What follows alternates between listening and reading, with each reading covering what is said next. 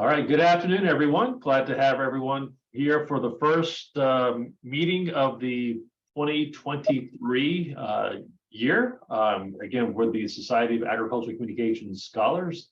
And today we're going to have a presentation by Ginger Orton and Cherie Esri, looking at, as you can see there on your screen, about opening the conversation about open science practices in agricultural communication. And so they'll present their information, and I usually let the presenters determine if you would like to have questions while things are going on, or if you want to save them to the end, so you can tell all of us what you would like for us to do related to questions or comments. Then after their presentation is over, we'll have time for folks around the call here to provide updates about your programs, if you'd like to do so, positions open, students, whatever you'd like to talk about. And I also have a few announcements related to some upcoming conferences that folks around the call here probably are very familiar with. So with that, I'm going to go ahead and turn it over to the two of you. Thank you very much for presenting today. Thank you. All righty. Thank y'all for being here today. I'm Ginger Orton. I'm a PhD student at Texas Tech University, as I'll let Cherie introduce herself momentarily, but she is as well. So we're PhD students together. And this idea was actually born in an experimental design methodology course we were taking together. And admittedly, the faculty instructor was on a bit of a soapbox about best practices in science and the conversation around open science practices. And we were kind of looking at each other after class and chatting about how that these are probably the best practices to be following as scientists, and how can we as early career scholars begin tailoring our own research projects to fall into this open science practices, and then kind of taking it from a brainchild between Cherie and I into the discipline to get everyone else's thoughts, and kind of the title here to really open the conversation about open science practices in agricultural communication. So I'll let Cherie introduce herself before we get started too. Yes, and I'm Cherie Esri. I am a PhD student in the College of Media and Communication at Texas Tech, but I did my master's in agricultural communications here, also at Texas Tech, and I'm so glad to be here. So thank you all so much.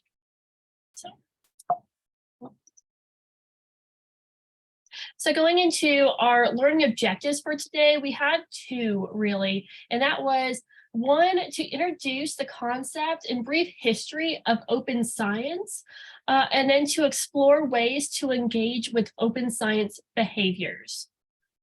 So we'll get into each one of those.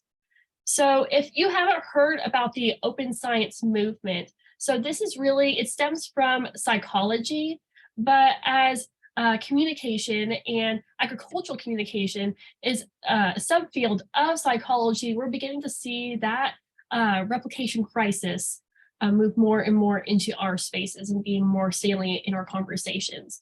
And so this really happened in a study in like 2015 or so, where some of the really seminal articles they found in theoretical pieces didn't replicate in other studies. And so they didn't have their old data to look at, and really made some public and internal distrust within the science community, psychology, and now we're seeing that in communication. So the open science movement was founded, and there's a whole realm of resources now and articles that talk about this, but we were hoping in this presentation to tell y'all a little bit about open science and the resources that are out there for y'all if y'all have not seen them.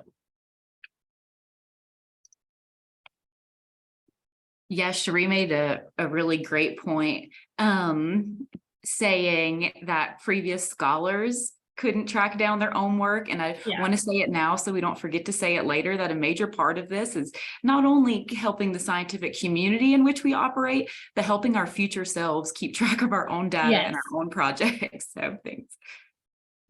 So the definition of open science is the practices in which data is made publicly available in order to increase the transparency, reliability, and trustworthiness of scientific enterprise. And this could be, we're going to go over some different frameworks for open science, but really we're just trying to be as open as possible. And so that we have nothing to hide, and people can go in and look at our data if they really want to. And this is a really good learning tool as well. Yeah, Sheree also mentioned that a lot of what we would be doing today, we're both PhD students, kind of developing our field of expertise and interest, but we have accumulated quite a bit of materials to share. So a lot of our presentation will be passing on these frameworks and talking through, like Sheree mentioned, the seminal articles of open science, but specifically within the social sciences, kind of finding the work that is most adjacent to what we do here in ag communications. So looking at, and these references are all attached at the end and will be shared with the group. But looking at the timeline of our research process, kind of answering the question, where in the research project can we begin to adopt open science practices?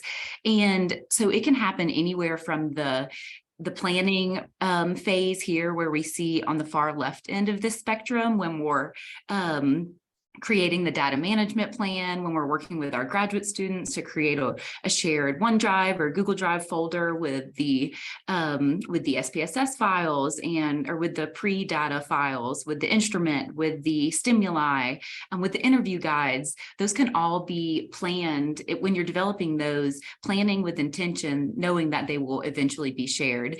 And a major undertone of this conversation is that when we design something that we know will be shared from day one, if we know we're sharing our instrument, we know we're sharing our SPSS files and our data files and our scripts, that we're going to be holding ourselves to a higher level of attention to detail and a higher standard of attention overall, knowing that this will likely be double checked somewhere down the line. So it's good for us and good for the community. And it can be continued into that.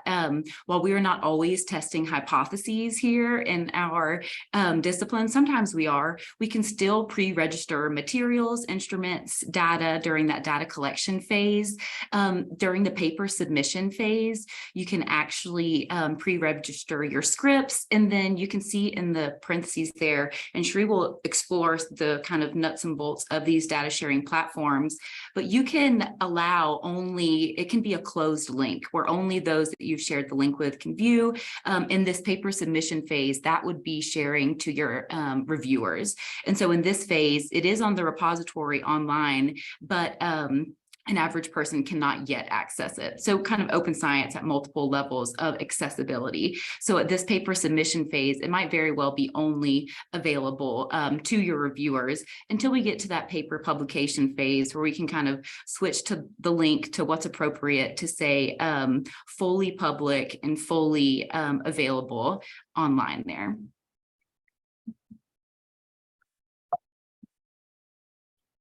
So this is the Onion model of open science that was actually authored by some faculty here at Texas Tech University, Nick Bowman, who's at Syracuse now, but he was at Texas Tech at the time, and Justin Keene, who was me and Ginger's experiment design professor, actually. And so they posited this Onion model. And so you can see outwards, we have on the outside, we have the bare minimum that you can really do in order to practice open science, and then moving inward to pre-registered reports, where that is like at the most data sharing that you can really do. And so I'll go through each one of these, but by authorship request, you've probably seen these in some papers before, where it's stated in the paper somewhere or at the end where it talks about supplementary materials. It'll say that data or the code book or stimuli are available upon author request. And so this is something that you can do. However, I just want to note that you have to actually practice this if you're going to do it, because this study found that researchers were not always compliant. They would put that statement in their studies, but they wouldn't actually share their data upon request. I've actually asked people to share like their code book with me before for my master's thesis, and that was very useful. It's really great for education purposes. Like I said, I was working on my master's thesis, and I wanted the code book for this person's content analysis, and they were very kind enough to send that to me. I was surprised they still had it because it was like back in the 90s when they did this study, but it was really helpful. Another thing is shared materials. And so this could be sharing your stimuli, having that like on some sort of web page, or sharing other things that you use in order to make your do your study. Shared analysis. So this could be the types of stats that you ran in the actual code that you ran in SPSS or in R. I'll show y'all examples of those here in a little bit. But that's something that you can do. And then working more in, we got shared data. And so that's actually sharing your SPSS, like your data set. And that could be also very useful to have those together. Then finally, we have pre-registered reports. Some journals do this. I know I'm working on a pre-registered report right now with my advisor, but this is where you pretty much write a proposal and have the stimuli and maybe even a pilot study run of your study. You send it to the journal. The reviewers have a chance to comment on your methods before you actually do the study. And we always know, like whenever we get those reviews back, they said, well, why didn't you do it like this? I would have really liked it if you did it like this. Now they have a chance to look at that before you actually collect the data. So that's what you can do to be even more open. You can also register your report with Open Science Framework. So before you submit it to a journal. But you actually have to practice what you preach. So here are some practices that you can do, or some things that you can use in order to make your data open. I first did this with my PhD advisor, Dr. Ashley Landrum, and when we were working on a conference paper, she put this link in our methods section. Is like, here's the OSF.io link, and I was like, oh, what is that? And it was really cool. It was just a link to our entire survey and the data and some supplementary materials. And so I'll show y'all that. Can y'all see this? Yeah. Okay, cool. So this is what OSF, or Open Science Framework, and pretty much you can have, and you can see that I have mine on anonymous because this is a link that I sent to reviewers when this is a study that's currently in review right now at a journal. And so I put all of my materials for my reviewers in this folder in OSF. And so I have my output right here, and I think I have it open. And so I have all of my notes that I have for my data analysis that I ran in SPSS. So this is like the code that works in the back end. You might have seen this whenever you're working in SPSS. And I have just every analysis that was run, and you can see by my scroll bar over here that I have a lot of stuff. And so if they ask what kind of post hoc test I run or why I only reported this certain post hoc test and not others, I'll be like, well, they're in the supplementary materials, but I wanted to report this one in the actual study for space reasons. So you can do that. I also have my .spv file, and so that's going to be the another version of the output. This one's an HTML, and this one's like the actual SPSS output file. And then I have my syntax. And so if somebody just wanted to see my code that I ran, they can download this, open up an SPSS, and I also have the data file in SPSS, and they open both of those at the same time and just hit play, then it'll run all my analyses and they can see exactly what was going on. And so that is a way to do that. And these little stars right here, those are just notes that I ran that I put to notate all of my stuff. I also have all of my stimuli. And for some reason, this is looking weird. I needed to download it. So this is my stimuli. And so you could see what each of my variables were. And then this was testing titles on YouTube videos to see if people would watch more wildlife related videos with certain manipulations. And so I have each of the titles there. Okay. Let me go back. And I think that's all I have in this file. And then the data is down here at the very last. You can add more, you can add less. If you were working with videos or something as your stimuli, you could add those in there. Really, the possibilities are endless. This is a really cool free platform that you can use. And again, if you wanted to put this in when you're sending this off for reviews at journals, you can make it anonymous. And so people won't be able to see who you are, to keep that review blind. You can also do this with qualitative data. And I've only seen this done once before, just because, oops. And the link's not working for me, but I might have it up right here. Yeah, I have it up right here. So this is from a study that was done at Texas Tech as well by some of our faculty members. And it was a qualitative study, and they just put in their in vivo file in this repository. It's called the Texas Data Repository. Sorry, I'm getting over a cold. And I don't have in vivo on this computer, and so I can't open that up, but you could download her in vivo file and you could see exactly how they coded all their data.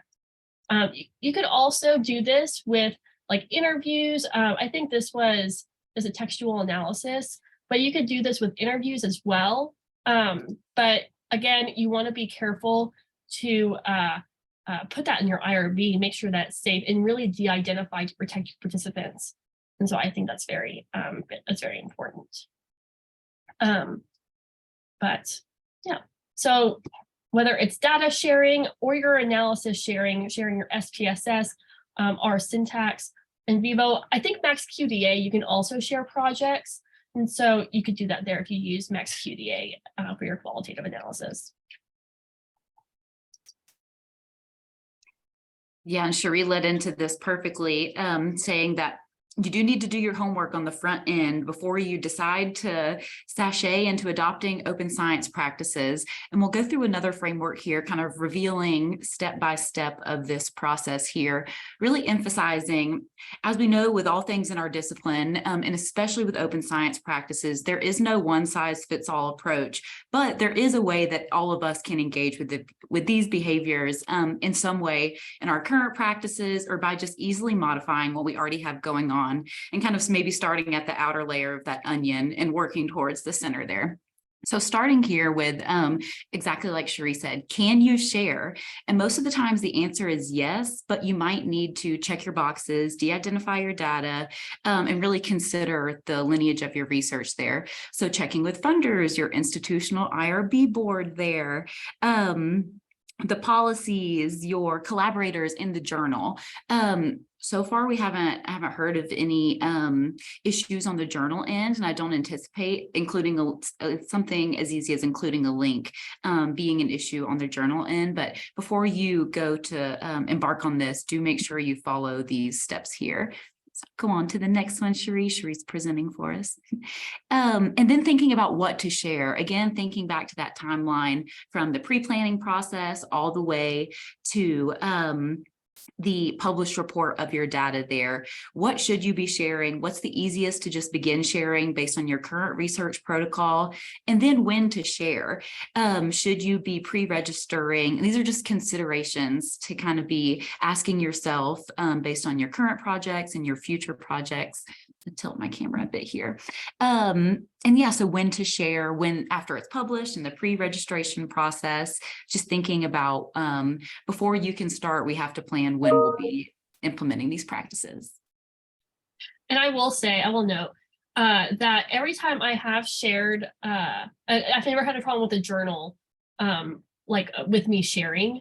And usually they'll give me a kudos for, or like a little badge. I've gotten a little badge at a conference for making my data open. So it's really, really cool that they do that.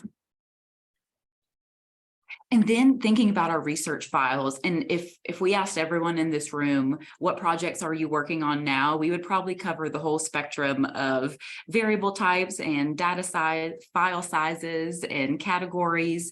And so just be thinking about the kind of data you're dealing with. Is it really big? Is it going to occupy server space?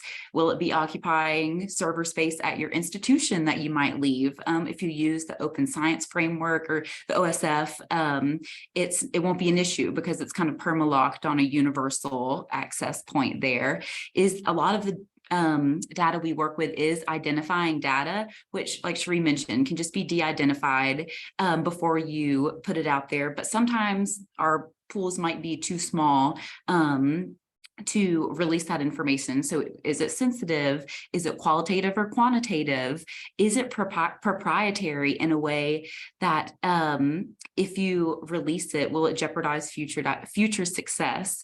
And then is it clearly documented? And so again, Cherie mentioned that she's been annotating her code and her script so that future scholars or her future self can remember that rationale behind that decision there. And so I've only been in academia for higher education for 3 years now, and I'm already starting to scratch my head at where did I save this and where did I save that? So hopefully we're locking down a data management plan early that we can benefit from later. And then one last bottom piece to this figure here is how to share. And we've gone through a few of these options, but really just want to leave you again, checking the requirements of the funder, of your institution. So the university or college that you're at here, and then requirements of the data. How open can you make this? Who is going to manage the data? That's a great consideration to think. If you're a graduate student and you're will be entering industry, or you might be changing, who's going to operate that open science page with your study on it?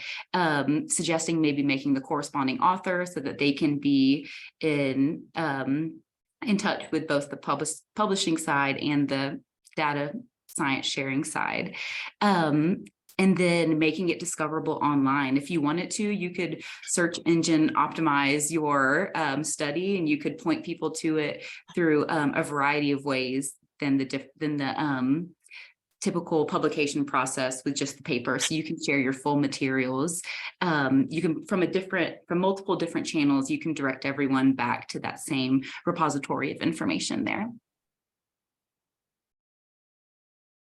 So going back to this onion model by Bowman and Keene, we just want to highlight that, think about what you do already in your research and where it would be easiest to start. Maybe you haven't done any of these things, but maybe you should just maybe start with by authorship request. If you have like a content analysis code book or something, that way people can request to look at that if you're not quite comfortable sharing all of your materials on a web page.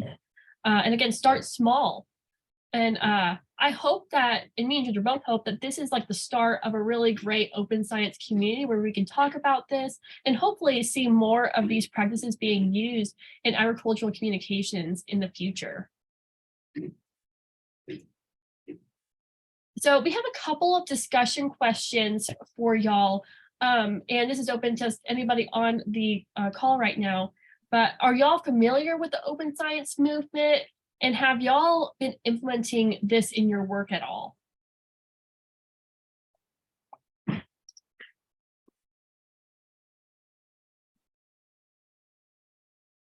Dr. Telg, you mentioned earlier and I've neglected to address it, even though you had only said it moments ago, to say whether we would take questions throughout or if we had a slot for questions. Yeah. We would have taken them throughout. Apologies, but also feel free to ask any questions. Yeah, ask any questions at this time as well. This sounds like the time for questions.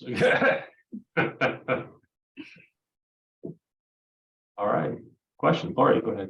Well, I was just going to respond to your discussion question here.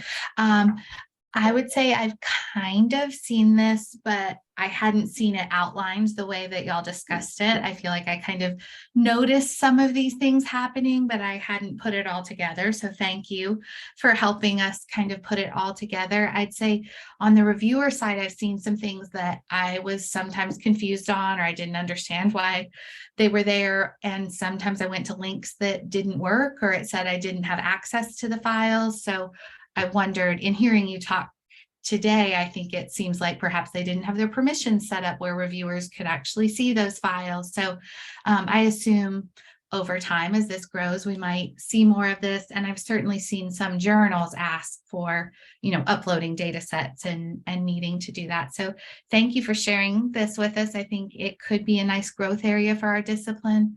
I also have some concerns on a personal level about whether I have the capacity to Yes. add this additional thing. So yeah, that's where I am. Thank you for your presentation. That's a nice segue into like what other struggles do y'all see, like the time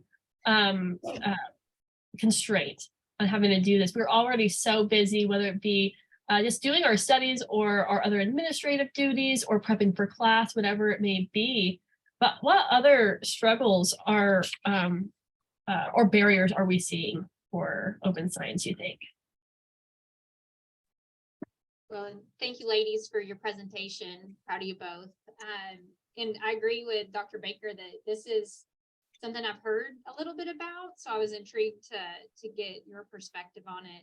One thing that I was actually kind of surprised to see that they had included their entire in vivo file. Like, I think that you would have to be very upfront with your potential participants that whatever they say, although it won't be connected to them by name, could live forever online in some format. And I think that might make it more difficult to recruit participants if that was your intention. And you'd certainly want to be upfront with them and not decide later to make it available. Yes, and I think in the IRB process, at least at Texas Tech, you have to say where you're planning on sharing your data. So usually it's I always click the check mark. If it's a qualitative study, it'll be locked in an office or on a password protected computer. Usually if I have like human subjects. The in vivo file that I had shown, it was for actually a textual analysis of papers, I think, of like the different journal articles. And so I think that's why they were comfortable sharing those. But I can most definitely see how participants would not want their entire data set, all their quotes and stuff being shared. Especially when we get to those small populations of West Texas, large animal veterinarians between 40 and 50 years old. Yeah. Most definitely. What else? Well, and I'll jump back in and say that I really appreciate just the simple suggestion to do a better job when you're describing like your coding process or, the Excel document. Dr. Fisher's not on the call, so I'll acknowledge her. She has a really good technique to describe the Qualtrics questions and how they're coded and how they'll be analyzed. And anybody could pick up that document and carry out the procedures. It's a really clear and, falls, I think, within your descriptions of what is open science. Yeah. And I think just being able to pick it up, I mean, that's what your method section should always be about. Can somebody just take this afterwards and replicate the study, which is where all of this really started. So yeah, Dr. Fisher is actually really good about that. I agree. Yeah, Dr. Myers, and you offer a good way for all of us to get started. We can start these open science practices by never sharing it with anyone, but only helping our future self by being really diligent in those documents. Even if, like, I get to see all those Dr. Fisher documents because I'm her PhD student. But even if she never shared them with me, like y'all have mentioned, it will help her future self. And so even just starting with your team of grad students and having everyone follow a format and making them pre-register their reports to you to teach that accountability. So starting this on like your micro team level is a great start.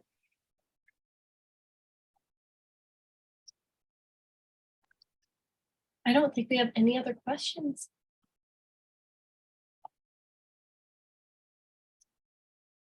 Okay. Yeah, or thoughts. Yeah.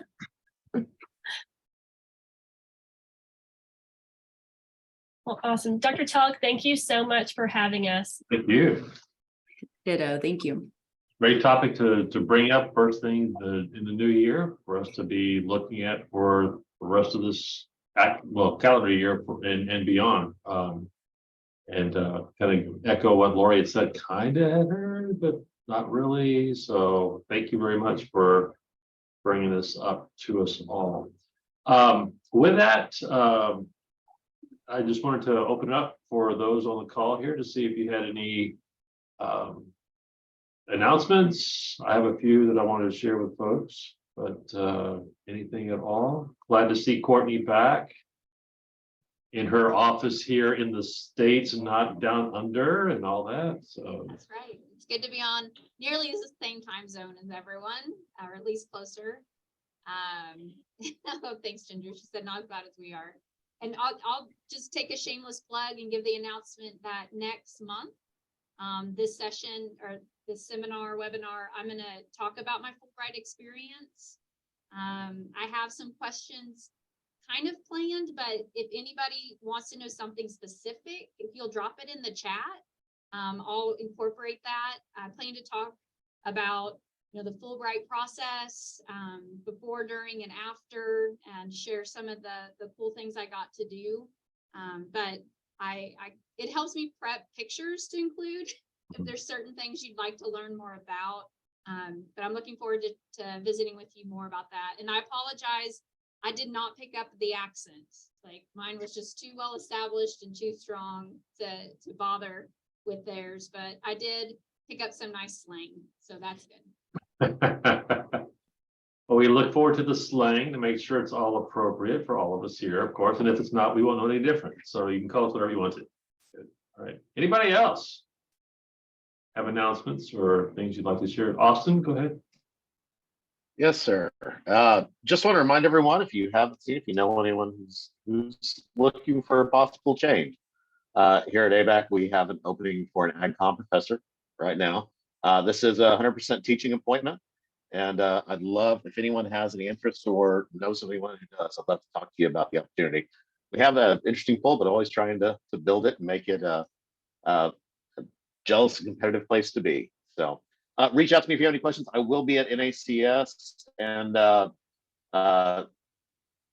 Southern AAAE, so happy to talk to folks there. And I would also just remind those of you with grad programs, I'm bringing 3 very exciting students with me to present a poster at this time. So I look forward to getting a chance to introduce you all to them as well.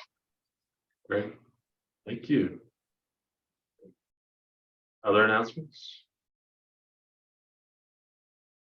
Well, I have a couple of, or actually 4. So if I'll go through them pretty quickly. Well, 3 because Courtney just kind of stole the other one. Was my 4th one was don't forget about in February, but we'll bring that up again. So it'll actually be 4. So one is if you are in the mentor mentee program here with SACS, if you're especially a mentor, reach out to your mentees and get them to say, hey, hello. And if you're a mentee and haven't heard from your mentor, feel free to reach out. I think it's kind of give and take depending on how you'd like to have that relationship be built out. So don't forget about that. If you have no idea what I'm talking about, reach out to me offline and we'll be happy to share that. Mainly this was a way for, especially with new faculty and growing programs and starting programs, to connect with more veteran faculty across the country, because we've all been there. A lot of us have actually begun programs and grown programs. So we're here to help where we can. Don't say we have all the answers, but we feel your pain and want to help alleviate as much of that as we possibly can getting started. So reach out about that. Secondly, ACE research paper deadline is this Friday, the 27th. Posters are due February 17th, as are research proposals, theses, and dissertation submissions are on February this. Did I say 15th? I mean February 17th. February 17th. Our posters, proposals, theses, and dissertation submissions for your universities, February the 17th. So go to the ACE website for more information about that. Upcoming, like in next week, Austin's already mentioned it, but NACS, the National Agricultural Communications Symposium, is scheduled for February 5th and 6th in Oklahoma City. And on the 4th is an optional grant writing and collaboration time that Ashley McLeod Moore and Taylor Ruth are kind of collectively bringing together there. So I will be sending an email out to everybody on this list, as well as others tomorrow, just kind of as a reminder about that. And just want to kind of throw this out there. This is called Interactivity. How many people do you think have already pre-registered for NACS? You might take a wild guess. And we'll play Price is Right, higher and lower for just a little bit. Jacqueline, you cheated. You cheated, man. On Price is Right, if you get it exactly, you get like $1,000 or something like that. I forget what it is. So I won't say no to that. okay, Whitney, sorry, you were too low, but Jacqueline's already, no, you're not getting $1,000. But yeah, 90 people have pre-registered. And to kind of give you some perspective, the most we had previously was 79, which was last year in New Orleans. I thought, okay, New Orleans, people coming to New Orleans, Oklahoma City, not in dissing Oklahoma City, but I was wondering, and it's not even just a large contingent from Tech and from OK State and A&M, it's from all over. I looked at it this morning. We have 23 universities represented, federal agency, and a private company pre-registered for the activities those 2 days. So very, very cool to have 90 people already, and I'll probably will have more, even more. So it's becoming a really big event. Thankfully, we were really pretty smart, and we're going to have after the first session together, we'll have some breakout sessions so that we can kind of spread the love around. Yeah, but 90 people pre-registered for that event coming up next week. If you haven't pre-registered, it's not too late. Just look for the email tomorrow and hop on and get pre-registered for that. And again, like Courtney said, don't forget next month on February the 27th, February 27th. So we'll be talking about the Fulbright Scholar Experience. By the way, Courtney, it's February 27th, in case you're wondering, for the bad thing. That was a joke. You can laugh if you want to. Very good. Any other things before we go? Hey, Shannon, how are you? We're just Everyone, good. How is everybody? Good. Well, we're wrapping up a little early, so on. I know this is not always a great time for everyone, and just so everyone does know, all these sessions are recorded, archived, and I try to send that out within about a week after the presentation.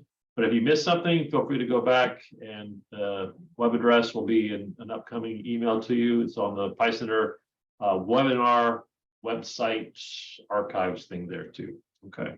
Anything else for the good of the cause before we go? All right. If not, hope lots of folks on this call will be in person in a little less than 2 weeks. Well, okay, 2 weeks or so. In Oklahoma City, and if not, hope to see everybody again February 27th, because I would love to hear what Courtney has to share with her experiences there in Australia. Okay, thank you all very much for being here. Have a great afternoon. Bye.